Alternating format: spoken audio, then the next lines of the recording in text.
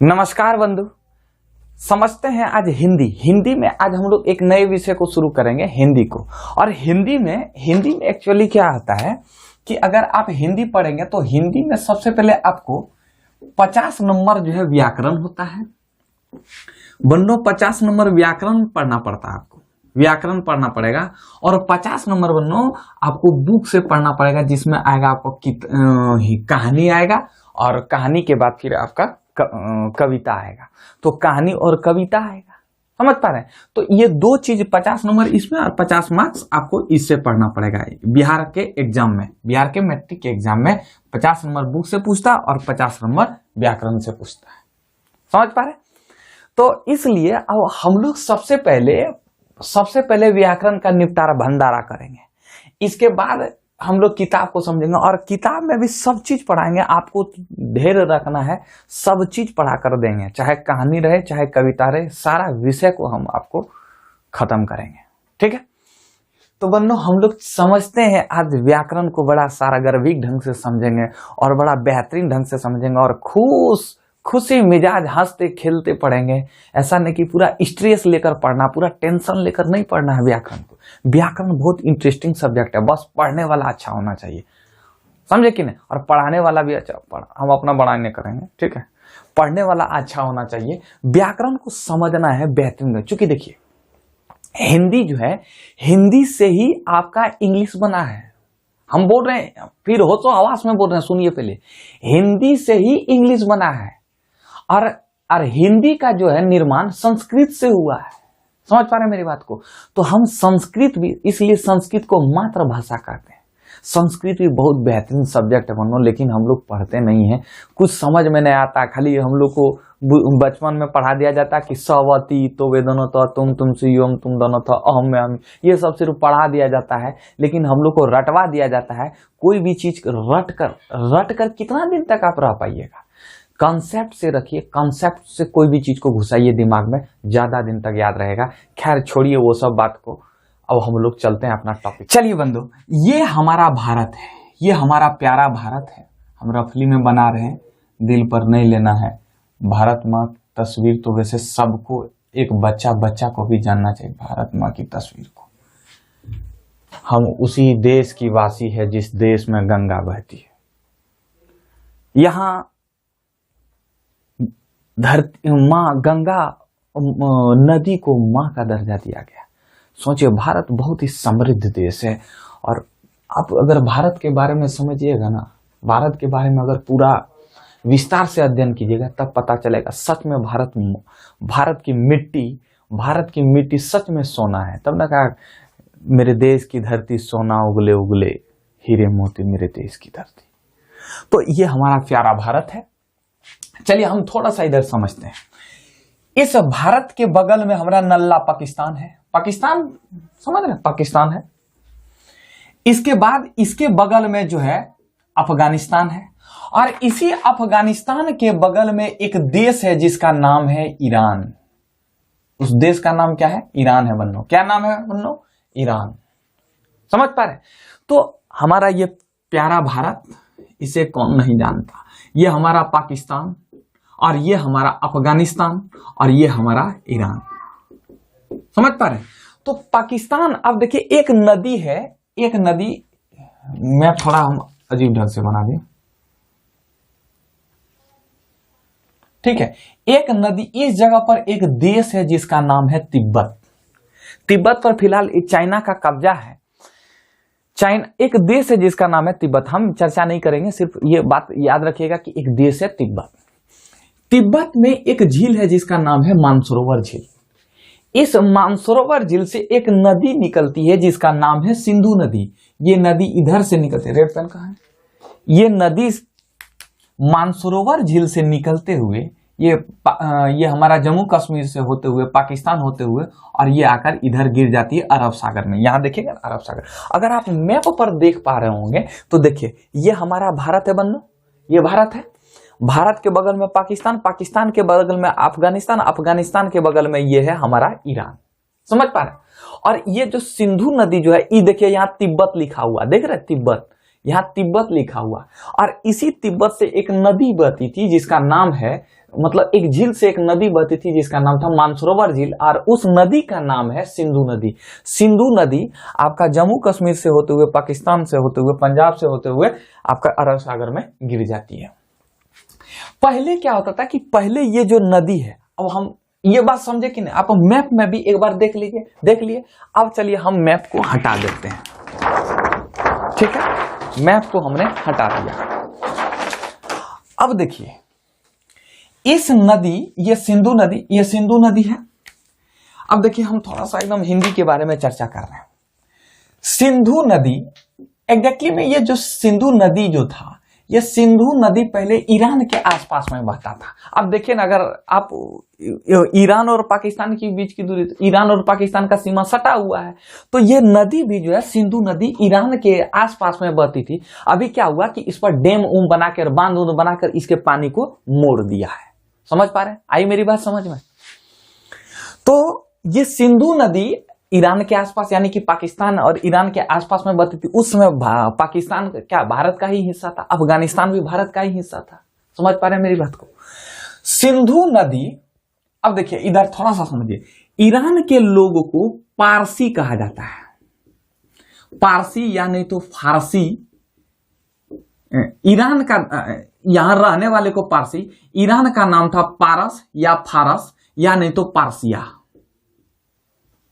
या नहीं तो पारसिया, यानी कि ईरान का इतना सारा नाम था। ईरान तो था ही, पारस था, फारस था, पारसिया था, ठीक है। और ये लोग, जो ईरान के जो लोग थे, ये स्व को उच्चारण करते थे ह में। ये स्व का उच्चारण किस में करते थे? ह में। और दो या ध का उच्चारण ये दोनों एक ही जैसा करते थे, वो दो में करते थे। यानी दो और ध को कोई अंतर ही नहीं समझता था। दो और ध को दोनों एक ही शब्द एक ही अक्षर बोलता था, जिसको दो बोलता था। समझे? तो एक नदी बहती थी, इस जगह पर नदी बहती थी, यानी कि भारत के अगल बगल में नदी, भारत के सीमा पर एक नदी बहती। पाकिस्तान, अरे पाकिस्तान जो है भारत का ही हिस्सा था ना, 1947 में ना पाकिस्तान बना। समझ पा रहे मेरी बात को? तो ये नदी जो है, ये लोग ईरान के लोग यानी कि फारसी लोग इस नदी को सिंधु, अब देखिए ये लोग सिंधु नदी को क्या बोलते थे? स को ह बोलते थे, और न को तो नय बोलते थे, और ध को ये लोग द बोलते थे। तो ये लोग हिंदू नदी बोलता था। हिंदू हरसहू, देखिए यहाँ ये है, छोटी वाला है, समझ रहे? हिंदू हरसहू, दीर्घहू नहीं, हिंदू नदी बोलता था। अब यहाँ के लोग जो सिंधु नदी के आसपास के जो लोग थे, उन लोगों ने क्या किया, एक वर्ड दूसरा जोड़ दिया, हरसहू से ये लोग दीर्घहू बना दिया, जिसे हिंदू नदी कहने लगा। ठीक है, हिंदू नदी कहने लगा। यानी कि पहले सिंधु नदी कहता था, सिंधु नदी को क्या बना दिया? हिंदू नदी। कौन? पारस के लोग, फारस के लोग। हिंदू नदी से हिंदू नदी, दीर्घहू, यहाँ के आसपास के जो यहाँ मतलब सिंधु नदी के जो आसपास के लोग थे, वो हरसहू को दीर्घहू में बोलते थे, तो हिंदू लगा दिया। अब हिंदू नदी के बाद, हिंदू नदी के किनारे में जो लोग रहते थे, उसको इन लोगों ने कहा हिंदू। हिंदू नदी के किनारे में जो लोग रहते थे, उसे हिंदू नदी कहा गया। क्योंकि भारत में सबसे पहले कौन सी सभ्यता से, सभ्यता मतलब समझ, सब आदमी के रहने के स्थल को सभ्यता कहते हैं। तो भारत में सबसे पहले भारत की भूमि पर सब लोग कहाँ रहते थे? तो सिंधु नदी के आसपास में। इसलिए उस सभ्यता को सिंधु घाटी की सभ्यता कहते हैं। आई मेरी बात समझ में? समझ पा रहे? हिंदू नदी से बना हिंदू, और हिंदू जो भाषा बोलते थे उसे हिंदवी कहा गया। हिंदू जो भाषा बोलते थे, हिंदू यानी कि जो भाषा बोलते थे। अब भाषा क्या होता है हम समझाएंगे, अभी टेंशन है। जो हिंदू जो भाषा कहते थे, हिंदवी कहा गया। और हिंदवी का ही बिगड़ा रूप है हिंदी। हिंदवी का ही बिगड़ा रूप है हिंदी। हिंदवी शब्द का बहुत विज्ञान, सबसे पहले जो जितने भी विज्ञान बोलते हैं, जितने भी विद्वान आए, हिंदी के विद्वान आए, उन लोगों ने सभी ने हिंदवी का प्रयोग किया। जैसे 13वीं सदी में एक कवि थे जिसका नाम था ऑफी, कवि ऑफी। इन्होंने हिंदवी शब्द का ही प्रयोग किया। ये फारसी कवि थे, ये भारत में रहते थे, ये फारसी कवि थे। इन्होंने हिंदवी शब्द का पहली बार प्रयोग किया। इसके बाद मलिक मोहम्मद जायसी, इजायसी कौन होता है भैया? इजायसी एक कवि थे जो अलाउद्दीन खिलजी के दरबार में रहते थे। याद कीजिए, इन्होंने एक बुक लिखा है, पद्मावत बुक नाम है। इस पर फिल्म भी बना है, बहुत विवाद भी हुआ था फिल्म में। याद कीजिए, संजय लीला भंसाली के द्वारा ये फिल्म बनाया गया था। इसमें आपका दीपिका पादुकोण, शायद दीपिका पादुकोण है, हाँ दीपिका पादुकोण और आपका रणवीर सिंह है हीरो, उसमें रोल किया है अलाउद्दीन खिलजी वगैरह का। मलिक मोहम्मद जायसी के द्वारा पद्मावत लिखा गया और उन्होंने हिंदवी शब्द का प्रयोग किया है हिंदी के बदले में, समझ पा रहे? फिर कई कवि, मुसलमान कवि भी आए, उन्होंने भी हिंदवी शब्द का प्रयोग किया। तो हिंदवी शब्द का हिंदवी से ही बना हिंदी, समझ पा रहे? ये चीज जानना नहीं, सिर्फ हम बता रहे हैं, आज शुरू कर रहे हैं ना, तो इसलिए हम थोड़ा सा डिटेल बता रहे हैं कि हिंदी कहाँ से बना। तो पूछेगा कि हिंदी कहाँ, हिंदी किस भाषा का शब्द है? तो हिंदी जो है फारसी भाषा का शब्द है। ईरान के लोगों ने दिया था, ये भारत के लोगों ने इस शब्द को नहीं दिया था, ये ईरान के शब्द है, यानी कि फारसी भाषा के शब्द है, समझ पा रहे? अब यहाँ बोली क्या होता है, भाषा क्या होता है, इस सब के बारे में हम लोग चर्चा करेंगे। राजभाषा क्या होता है, राष्ट्रभाषा क्या होता है, एकदम बेहतरीन ढंग से समझेंगे। अगर आपसे कोई पूछ दे कि बता भैया कि भारत का राष्ट्रभाषा क्या है, तो क्या बताइएगा? हिंदी। नहीं नहीं नहीं, भारत की कोई राष्ट्रभाषा नहीं है, भारत की कोई राष्ट्रभाषा नहीं है।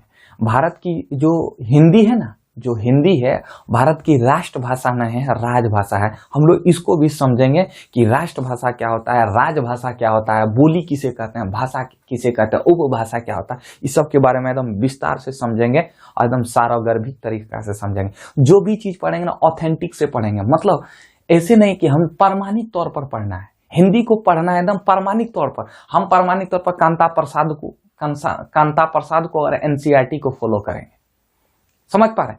एकदम बेहतरीन ढंग से समझेंगे एक्चुअली में क्या किया जाता है। हिंदी को रटवा दिया जाता है, नहीं वो बनो, हिंदी रटना नहीं है, हिंदी को मैथ की तरफ पढ़ना है, एकदम समझ कर पढ़ना है। और अगर हिंदी आपका अच्छा होगा तो आपका जो है मैथ बोल रहे हैं, आपका इंग्लिश अच्छा होगा, और हिंदी अगर अच्छा हुआ तो आपका संस्कृत भी अच्छा होगा, और संस्कृत अच्छा हुआ तो हिंदी अच्छा होगा, समझ पा रहे हैं? यानी कि हम कह सकते हैं कि मिला जुला के हिंदी पढ़ लेते हैं तो आपको बहुत फायदा मिलने वाला है, समझ पा रहे हैं? तो चलिए, अगर स्क्रीनशॉट क्या लीजिएगा, ये सब अगर ले लीजिएगा, लिख लीजिएगा, तो लिख लीजिए ना। अरे भारत माँ की नक्शा को सब बच्चा को ये दिमाग में आना चाहिए। इस नक्शा इंडिया की मैप को सब बनाएगा बढ़िया से, 8-10 बार रोज, 4-5 बार रोज, 1-2 बार बनाइएगा, रोज 4-5 बनाइएगा।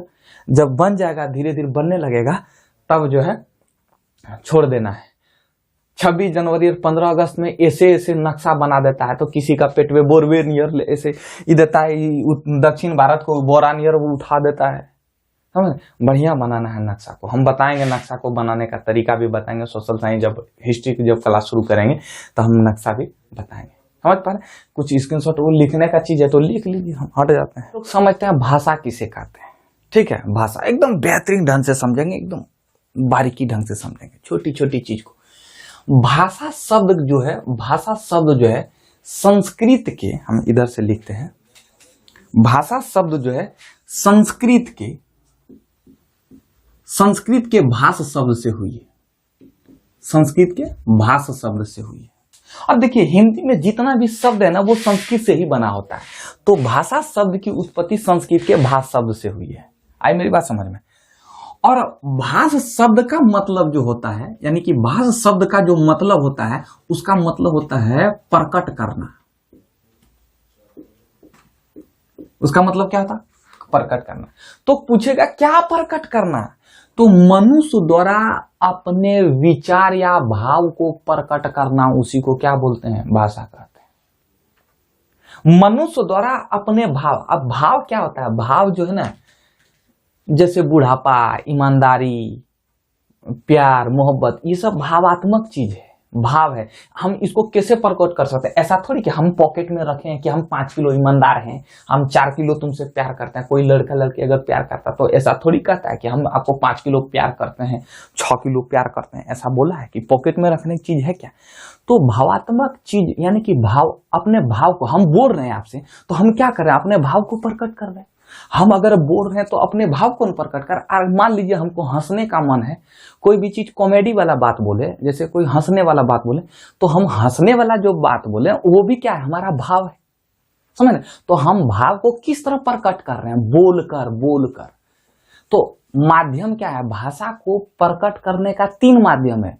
बोलकर, ये ना उतना माध्यम हम बाद में चले, तो बोलकर प्रकट कर सकते हैं, या नहीं तो इशारा करके, जैसे हमें अभी लिखना होगा तो हम ऐसे बोलेंगे, हम अगर बोलेंगे ना तो इशारा करेंगे। क्या समझे? नहीं समझे? तो ये इशारा जो है, इशारा भी भाषा को प्रकट करने का माध्यम है, समझ? लेकिन थोड़ा बहुत कठिन माध्यम है, इससे हम लोग कोई भी चीज को जल्दी पहुंचा नहीं पाएंगे। तो उसी तरह जब मनुष्य अपने भाव या विचार को प्रकट करता है, भाव या विचार को प्रकट करता है, उसी को भाषा कहते हैं। अब ध्यान से समझिए, प्रकट करना, भाष शब्द का अर्थ क्या होता है? प्रकट करना। अब फिर इधर दूसरा समझिए, मनुष्य और जानवर में, मनुष्य और पशु में क्या अंतर है? मनुष्य और पशु में सिर्फ 2 चीज का अंतर है। मनुष्य और पशु में 2 चीज का अंतर है। क्या अंतर है? वो भाषा का अंतर है, और दूसरा सामाजिकता का अंतर है। सामाजिकता का अंतर है। मनुष्य और पशु का भाषा अलग अलग होता है, भाषा का अंतर है, ठीक है। और सामाजिक, मनुष्य एक सामाजिक प्राणी है, मनुष्य समाज में रह सकता है, पशु समाज में नहीं रहता। जब वो समाज से कुछ हट कर करने लगता है तब ना कहते हैं कि पशु जैसा करता है, ऐसे ना किसी को डांट देते। तो मनुष्य एक सामाजिक प्राणी है बंधु, समझे कि नहीं? तो मनुष्य एक सामाजिक प्राणी है, जब अपनी विचारों को प्रकट करता है, अपनी जब भाव या विचारों को प्रकट करता है, तो उसी को हम लोग क्या करते हैं? भाषा करते हैं। इसको थोड़ा सा नोट कर लीजिए, मनुष्य और पशु में क्या अंतर है? मनुष्य और पशु में अंतर। अब ये बात अगर समझ में आ गई तो हम लोग इसको परिभाषा भी लिख देंगे। इसको मिटाकर परिभाषा लिखते हैं परिभाषा। हम लोग भाषा को इस तरह परिभाषित कर सकते हैं। अब देखिए, इस तरह लिखना नहीं, लिखना है इस तरह। मनुष्य एक सामाजिक प्राणी है। मनुष्य एक सामाजिक प्राणी है, सही बात है। सामाजिक, हमने बताया कि मनुष्य एक सामाजिक प्राणी है। जब वह अपने मन के भाव और विचारों को प्रकट करने के लिए जिस माध्यम का प्रयोग करते हैं बन्नो, उसे हम लोग भाषा कहते हैं। मनुष्य एक सामाजिक प्राणी है, वह अपने मन के भाव को प्रकट करने के लिए जिस माध्यम का प्रयोग करते हैं उसे भाषा कहते हैं। आई मेरी बात समझ में? सिंपल परिभाषा नहीं देना है, ठीक है। थोड़ा सा परिभाषा देखिए, हम लोग परिभाषा अपने से निकालें। ऐसे भी लिख सकते हैं कि भाषा जो है संस्कृत के भाष शब्द से बना है, भाष शब्द से बना है, और भाष शब्द का अर्थ होता है प्रकट करना। जब व्यक्ति अपने मन के भाव को जिस माध्यम से प्रकट करता है उसे हम लोग भाषा कहते हैं। यानी तो ऐसे भी लिख सकते हैं, थोड़ा सा हमने मसाला डाल दिया, क्या दिक्कत? मनुष्य एक सामाजिक प्राणी है, वह अपने मन के भाव और विचारों को प्रकट करने के लिए जिस माध्यम का प्रयोग करते हैं उसे भाषा कहते हैं। समझ पा रहे हैं मेरी बात को? ले लीजिए, इसको लिख लीजिए, स्क्रीनशॉट ले लीजिए। लोग भाषा, बोली और राजभाषा इस सब के बारे में समझते हैं। सबसे पहले ऐसे समझिए, हम 2 चीज बनाएंगे। सबसे पहले एक गांव होता है। सबसे पहले क्या होता है? एक गांव। गांव के ऊपर क्या होता है? तहसील, जिसको हम लोग प्रखंड भी कहते हैं। प्रखंड हुआ या तहसील। तहसील के ऊपर में जिला हुआ, जिला, और जिला के ऊपर में राज्य हुआ, और उस राज्य के ऊपर में क्या हुआ आपका बन्नो? देश। यानी कि सबसे नीचे क्या हुआ? सबसे जो छोटा हुआ वो गांव, इसके बाद तहसील, एकदम ऐसे ही समझना, तहसील, इसके बाद जिला, इसके बाद आपका राज्य, और राज्य के बाद अपना देश या राष्ट्र। राष्ट्र ही बोलेंगे, ठीक है, राष्ट्र। उसी तरह जिस तरह गांव है ना, तो गांव के ही जैसा होता है बोली। गांव के ही छोटा, जिस तरह गांव छोटा होता है, सबसे छोटा होता है, उसी तरह बोली होता है। तहसील के ही समान होता है, तहसील के ही समान होता है। यानी कि जिस तरह हमारे देश में जिस तरह तहसील प्रखंड होते हैं, तो वही बोली के ही, प्रखंड के ही स्तर पर उपभाषा होता है। और ये जिला जिस तरह होता है, जिला के ही रूप में भाषा होता है, और यहां होता है राजभाषा, और सबसे ऊपर जो होता है वो होता है राष्ट्रभाषा। आई मेरी बात समझ में? समझ रहे हैं आप? डायग्राम को समझ रहे हैं? देखिए, जब छोटे क्षेत्र तक कोई बोली जाती है, अपने विचार को प्रकट किया जाता है जिस माध्यम से, उसको हम लोग बोली कहते हैं। क्या बोलते हैं? बोली। जैसे हम लोग यहाँ क्या होता है कि बोलचाल की भाषा में हम लोग 250 ग्राम को 1 पाव बोल देते हैं। 250 ग्राम को 1 पाव बोलते हैं। क्या अमेरिका में 1 पाव समझेगा? कहीं आप देखिए ना कि अगर बिहार से छोड़कर आप दिल्ली तरफ जाइए, वहां 1 पाव बोलिएगा, 1 पाव तेल दीजिएगा, क्या बोले 5 बार देखिएगा क्या है, तो 1 पाव नहीं समझेगा। तो ये 1 पाव क्या है? बोली है। जब सीमित क्षेत्र में अपने विचारों को जो प्रकट करने का जो माध्यम है, उसको बोली कहते हैं। और थोड़ा सा जब विस्तार क्षेत्र हो जाता है, जब यही बोली थोड़ा विस्तार हो जाता है, तो क्या बन जाता है? उपभाषा। और जब थोड़ा और विस्तार हो जाता है, ये भाषा बन जाता है। और जब अपनी राज्य की भाषा हो तो उसे राजभाषा कहता है। और जब पूरा राष्ट्र वही भाषा बोलने लगे तो ससुरे उसको बोलते हैं राष्ट्रभाषा। क्या भारत में, पूरे देश में, हमारे भारत में पूरे राज्य में क्या हिंदी बोली जाती है? नहीं बोली जाती है। याद रखना है, हिंदी हमारे भारत में 9 राज्य में बोली जाती है। 9 राज्य और 1 केंद्र शासित प्रदेश। केंद्र शासित प्रदेश, टोटल कितने केंद्र शासित प्रदेश हैं? 8।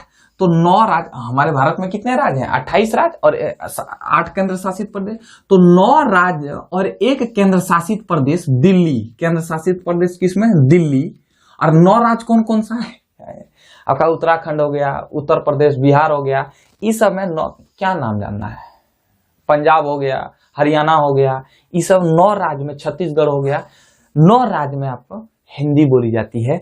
और 1 केंद्र शासित, यानी कि हम कह सकते हैं कि 10 राज्य में जो है हिंदी बोली जाती है। और बाकी आप छोड़िए नहीं इतना, आप चल जाइए दक्षिण भारत में। दक्षिण भारत में कर्नाटक और तमिलनाडु वगैरह में जाइए, तो वहां क्या बोलेगा ना, पूछेगा नाम समझ में भी ना आएगा। तिरपुर चले जयवर्धने को चुन्नू शामे मुत्तु शामे वैन गोपाल है, क्या समझ में आएगा? नहीं समझ में आएगा भाषा। समझ पा रहे? क्योंकि हमारे राष्ट्र में पूरा हिंदी नहीं बोली जाती है, इसलिए हिंदी को राष्ट्रभाषा का दर्जा नहीं दिया है। तो हिंदी कौन सा भाषा है? राजभाषा है, राष्ट्रभाषा नहीं है हमारा।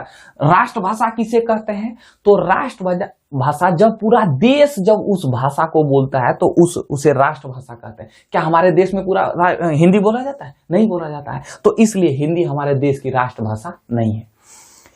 राजभाषा किसे कहते हैं? तो जो राज अपना पत्रों, राज जो है जिस भाषा में अपना काम काज कर रहा है, उसे हम लोग राजभाषा कहते हैं। तो इंग्लिश क्या है? इंग्लिश सहायक भाषा है। कैसे? अगर आप कोई एग्जाम देने जाते हैं तो याद कीजिए, ऊपर में रहेगा हिंदी और नीचे में इंग्लिश लिखा रहेगा। तो ये इंग्लिश जो है सहायक भाषा है, सहायक करता है।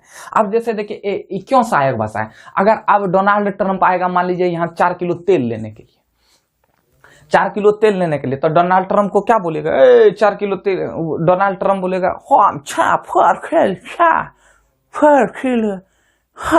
तो वो अपने भाषा में बोलेगा। तो आप जखनी 4 किलो ऑयल बोलेगा, 4 kg ऑयल बोलेगा, तब तक नहीं समझ में नहीं आएगा कि 4 किलो। अब यहाँ हमारा गांव घर का देखेगा कि बोलने का भी तरीका, वो लोग दूसरे भाषा में मतलब ऐसा बोलता है, समझ में नहीं आएगा आपको। इंग्लिश भी बोलता है, समझ में नहीं आएगा। अगर बोलेगा तो देखेगा पापा इन्हीं खट्टू का बोल रहा है। समझ पा रहे हैं कि नहीं? तो उसी तरह अपना भाषा होता है राजभाषा। राजभाषा जो है, हिंदी जो है राजभाषा है, न कि राष्ट्रभाषा है। तो जब अपने क्षेत्र राज जो है, अपने राज्य की जो अपनी भाषा होती है, उसे राजभाषा कहते हैं। जब राज्य के लेटर जो है या पत्र जो है, मान लीजिए बिहार और यूपी में जो पत्राचार का जो माध्यम है, वो अगर हिंदी भाषा से हो, जिस भाषा से होता है, उसे राजभाषा कहते हैं। और भाषा हमने परिभाषा बता दिया, उपभाषा बोली से बड़ा जो होता है उसे उपभाषा कहते हैं। समझ पा रहे हैं मेरी बात को? तो ये डायग्राम को एक बार नोट कर लीजिए, इसके बाद हम लोग समझेंगे कि बोली और भाषा में अंतर क्या है। इस डायग्राम को एक बार जरूर नोट कीजिएगा, स्क्रीनशॉट ले लीजिए। समझ पा रहे हैं? बोली और भाषा में डिफरेंस को समझते हैं कि बोली और भाषा में क्या डिफरेंस है। तो एक बार बताइए, बोली जो है एक छोटे से क्षेत्र में बोला जाता है, एक सीमित क्षेत्र में बोला जाता है, जबकि भाषा एक विस्तृत क्षेत्र में बोला जाता है, बड़ा क्षेत्र में बोला जाता है भाषा को। पहला अंतर कंप्लीट। बोली का क्षेत्र सीमित होता है, जबकि भाषा का क्षेत्र विस्तृत होता है। बन्नो समझ पा रहे हैं मेरी बात को? बोली का एक रूप होता है, हम सिर्फ बोलते हैं ना तो बोलिए रहे हैं, सिर्फ वो बोल रहे हैं। क्या हम अपनी बोली को लिख कर सकते हैं? मतलब बोली का एक ही रूप हो सकता है, बोल रहे हैं, यही रूप है हमारा, जो हम अभी जो बोल रहे हैं, जो अभी कर रहे हैं, यही रूप है। और भाषा के 3 रूप होते हैं। देखिए किसी बुक में दिया रहेगा भाषा के 2 रूप होते हैं, तो नहीं बनो, भाषा के 3 रूप होते हैं मूल रूप से। ठीक है, हम ऑथेंटिक रूप से आपको बता रहे हैं। तो याद रखिएगा कि भाषा के कितने रूप होते हैं? 3 रूप होते हैं। समझ पा रहे? अब क्या होते हैं उतना हम चर्चा नहीं करेंगे इसके बारे में। बोली ये समझ में है पहला डिफरेंस। बोली एक सीमित क्षेत्र में बोली जाती है, जबकि भाषा एक विस्तृत क्षेत्र में बोली जाती है। बोली के 1 रूप होते हैं और भाषा के 3 रूप होते हैं। समझ पा रहे? बोली समान बोलचाल के काम आती है। जैसे देखो बोली भोजपुरी है, भोजपुरी जो है समान बोलचाल में काम आती है। जैसे हम किसी से बोले का हो, का करे जा, का हाल बानी, तो हम जो बोल रहे हैं तो ये समान क्या ये दिल्ली के आदमी समझ पाएगा? तेरे मेरे यूया वाला जो तेरे को मेरे को लोग खड़ी बोली बोला जाता है, तो वो सब समझेगा का हो कौन सी। इसी तरह एक बार हम आपको बता रहे, एक लड़का था, वो अपना कपड़ा जो है, कपड़ा रूम बगल में जो एक लड़का रहता था, तो मुखर्जी नगर में, तो लड़का रखता था, तो क्या किया वो जो है, मतलब अपना कपड़ा पसार दिया था। संडे के दिन था, कपड़ा को पसार दिया था, खींचा और कपड़ा को पसार दिया। तो दूसरा कोई बगल में पसारा था, तो बोला कि रूम में आकर पूछा कि तू ही कपड़ा आप ही कपड़ा ला रहे थे? तो ये ला रहे थे क्या है, ये समझ ही नहीं रहा था कि ला रहे थे क्या, बार बार ऐसे बोल रहा था।